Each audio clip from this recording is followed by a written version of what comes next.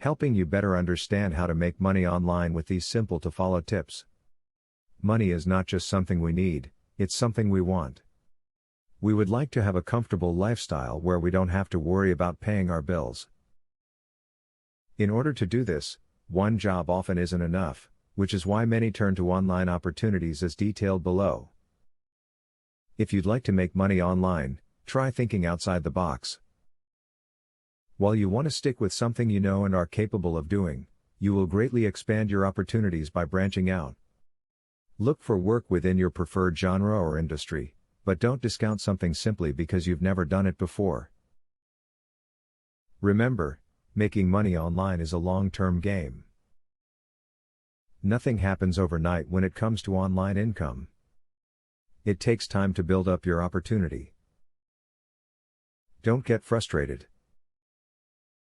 Work at it every single day, and you can make a big difference. Persistence and dedication are the keys to success. Do freelance writing in your spare time to earn a decent amount of cash.